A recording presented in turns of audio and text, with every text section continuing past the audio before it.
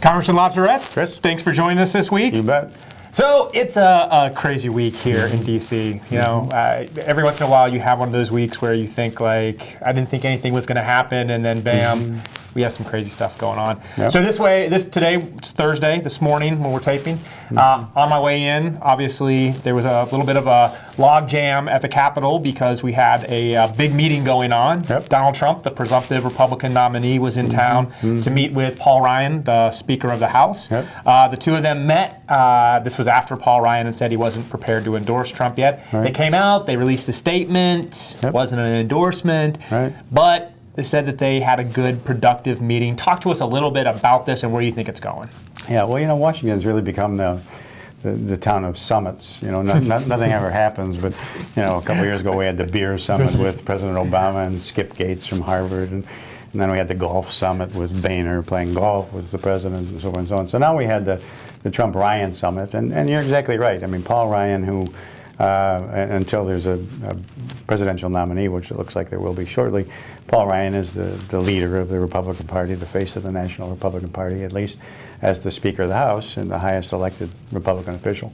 And you know, he was a little tepid, and tepid not in, you know, some of the criticism that surrounds Donald Trump about, you know, he says bad things about women and he's intemperate and you know, says bad things about Hispanics and so on and so on. It was more but they're not sure he's a conservative. I mean, there's an article in the Washington Post today about Paul Ryan, when I served with him in the House, was the architect of these balanced budgets, and a key to the balancing the budget is you have to do something about the middle class entitlements of Social Security and Medicare. And Donald Trump says we're not doing anything with those, and that obviously puts him at odds with some of the messaging. So this was an important first step. I think, one, to sort of clear the air and sort of take it down a notch, so that we're not doing this sort of unification process by Twitter. And both camps have described it as a good step forward, and it was productive, and they think that there are some issues that continue to need to be addressed, but that they're going to work constructively to do it. So from a party standpoint, you know, people talking about the fractionalization of the Republican Party and the growing cadre of Republicans who are in the never Trump category, it appears that I think getting into Cleveland in June, you're going to see people begin to get on board if Mr. Trump continues to recognize that he has to maybe modulate some of his observations. Which he certainly seems like he's been willing to since it was a quick pivot to the general election. Right. I want to ask you more broadly. A lot of folks were hoping, a lot of the kind of Beltway elites were hoping that this Ryan refusal to endorse him would provide an opening whereby a third party or independent candidate, a Mitt Romney or somebody like that, would step in and challenge Trump as the real conservative. Yeah. Do you think that's likely?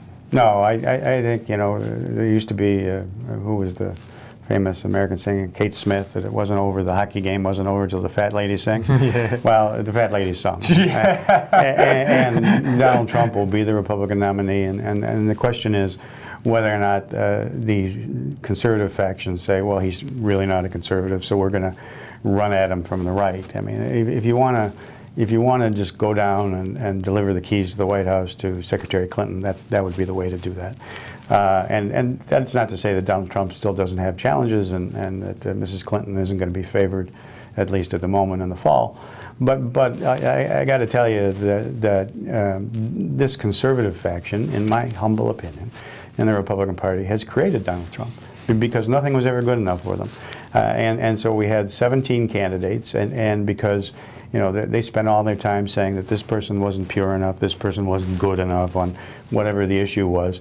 You know, we need to repeal Obamacare, but nobody ever came up with what we were going to do about it in terms of getting health care to people. You get Donald Trump. I mean, that's the explanation for why he, you know, at about 35% of the vote, is able to chug along while the others are beating each other up over the 65, the majority clearly, but nobody could ever coalesce. I mean, is it a repudiation of the most conservative elements in the party when you have? Yeah.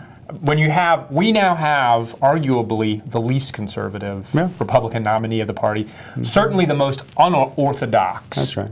and somebody who's given heavily to Democrats in the past and who hasn't even been a Republican for that long. I mean, this seems like it just doesn't jive with what we've been hearing from conservatives in the party. Yeah, in my mind, it is a repudiation of the conservative wing of the party, but the conservative wing of the party will blame it on something else. Of course. I mean, they can't, I mean, rather than look in the mirror and have a sober moment where they say, yeah, maybe we're responsible for this mess. The Rush Limbaughs and the Sean Hannitys and that bunch they'll blame it on something else. Somehow it'll be the moderate wing of the party. I was going to say, they're going to blame it on the moderates. Yeah, it's the rhinos' fault. Well, clearly it's not. Always, always. Right. Well, speaking of Paul Ryan, one of the things that Paul Ryan pledged when he became Speaker is that we would have this kind of return to regular order, and that we would do the basic functions of a majority in the House. One of those things being passing a budget. That has turned out to be way more difficult, I think, than Speaker Ryan had anticipated. We've had a couple of fits and starts here. Apparently, we're about to have another start next week. Talk to us a little bit about this and what does it mean? Yeah, well, I mean, Speaker Ryan was like the guy, the dog that caught the car. I mean, so you catch the car, but what do you do with it? And those of us who served with Speaker Boehner and dealt with these factions within the Republican conference, I mean, I couldn't see that the result was going to be any different, but people were optimistic, so you try to be optimistic. But he's run into the same buzzsaw that the previous speaker did, and that is that even though there was a 2-year budget deal reached, and that budget deal sets numbers, and the Republicans were going to honor those numbers because they made a deal and move forward with the budget, this rump group of Freedom Caucus or whoever they are, it was a $30 billion problem that they had in the top line numbers, and they basically said we're not going to go along with it, so they couldn't pass a budget, which is an embarrassment. It's a huge embarrassment. I mean, to the Republican conference to not be able to pass a budget.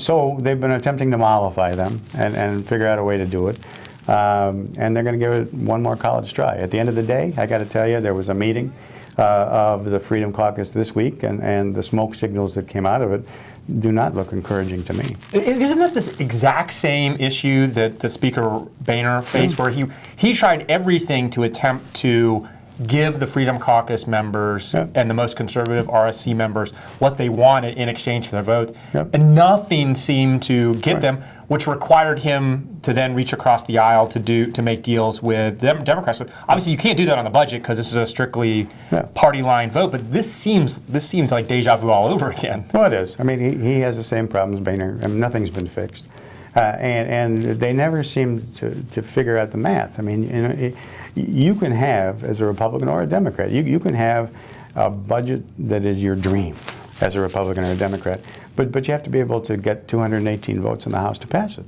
And there's only two ways to do it. Either your troops have to supply those votes, or it has to be a combination of the two parties. And this bunch continues to make demands and they're never satisfied. And when you get them to be satisfied, you're only satisfying like 30 or 40 people, and so another 200 Republicans aren't comfortable with some of the medicine that they want to dish out. Well, it seems like there used to be a time also where on the budgets, at least, you have these vote-a-ramas where you voted on lots of different budgets. So that way people got to, the conservative members got to vote for their budget, which doesn't get the 218. And then at the end of the day, they have to vote for the one that actually gets to 218. It seems like we've gotten to the point now where we've lost that step there, where people are saying, like, it's not just that I want to vote on mine. I'm not going to vote for anything that's not mine. Well, and that's right, and that's that's the change. That they will not, and they see that as a trick. And so we used to have something called Queen of the Hill, where you'd have the Black Caucus budget, you'd have the Democratic budget, you'd have the Republican budget, you'd have the Republican conservative budget, and maybe you'd have a progressive budget in there as well. And you just put them all up for a vote, and the one that got the most votes won, and you went home. And it was always, when the Republicans were in charge, it was always the Republican budget. When the Democrats were in charge, it was always the Democratic budget. But that relied upon people saying, okay, I got my vote. I mean, I was able to put my vision for America forward with a vote, and didn't make it, but we got to have a budget. They don't adopt that view anymore. Well, speaking of problem issues, the budget obviously leads us into a conversation about the appropriations process, which we're about to begin in full. And last year we saw one of the hot button issues was the Confederate flag. That's right. And it was something that ground the appropriations process to an absolute halt. Yep. I understand that we may have another one of those issues this year, which seems even more obscure than the Confederate flag. Well, I don't know if it's more obscure, but it is a sign of the times. I mean, if you, and we would go to our clients and say, yeah, there's a lot of important things going on in these spending bills. The spending bills should be passed, but they're not going to do any spending bills because the Democrats in this case had threatened to put an amendment on any spending bill that was irrelevant to say that no Confederate flags wherever. And this year it's North Carolina and the issue of transgender bathrooms. And the Democrats have sent a signal to the appropriators and the Republican leadership that if you attempt to bring any appropriate spending bill to fund the military, to fund the Department of Interior, to fund anything, we are going to offer a series of amendments dealing with the issue of transgender bathrooms. Now, sensitive issue, a personal issue, a divisive issue, and not a lot of members really want to take that vote. But the problem is because there are bathrooms in every bill. I mean, when you do the Department of Defense, you say, well, what do transgender bathrooms have to do with the Defense Department? Well, the Pentagon has bathrooms. Military bases have bathrooms. And so as a result, clearly, again, like the budget, and that the derailment of that is on the Republican side, on the getting any spending bills done. This specter of bathrooms being the new Confederate flag will probably mean that there will be no standalone appropriations bills done between now and the election. Which, again, how many years have we been sitting here talking about this return to regular order? And every time we have one of these moments where we feel like, okay, people are finally, they've kind of worked it out of their system, and maybe we're going to get back to regular order. Maybe we're actually going to have an appropriations process. Something else crops up. And again, this explains, in my mind, the Trump phenomenon. I mean, if you're at home saying, oh, what's important to me? What's important to me are the national parks. And so I very much would like to have the Department of Interior funded so that we can take the family to Yellowstone or do whatever and preserve green space and all this other stuff. But we can't do that as a government. The Congress will not act on it because of an issue over bathrooms. It has people pulling their hair out. And that's not to minimize the issue. You can have strong feelings about transgender bathrooms. You can have strong feelings about the Confederate flag. But to have those be issues that grind the entire federal government to a halt is, in my mind, disgraceful. And I think that is part and parcel of some of the explanation of this turbulent election year. Yeah, when we see this kind of anger, it's not hard to kind of understand where this is coming from. When the conversation we've had about what's happening on the Hill is we can't get a budget done because nobody's willing to play ball, and we can't get appropriations done because nobody's willing to play. I mean, it seems like that's one of those messages that people back at home hear that and they think, well, what the heck are those guys doing then? Well, and they're right. I mean, say that you're a family who has a member who has cancer. And so cancer research and the National Institutes of Health is important to them, and the progress that's being made is important to them. And you have to look at them and say, yeah, we know it's important, but we can't move forward with funding or provide any certainty on how much money is going to be available to potentially find a cure for your loved one because of transgender bathrooms.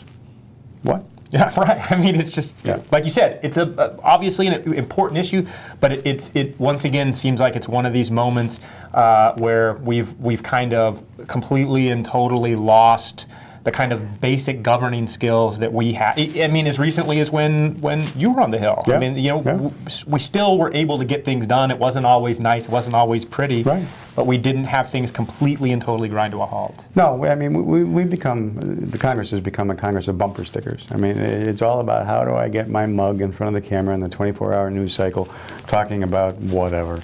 And that's nice. I hope they all get on TV all the time and they all get reelected. But it doesn't move the country forward. It doesn't. Nope. We'll see how things play out over the next couple of weeks. It's going to be great. Absolutely. Thanks for joining us. Thanks, Chris.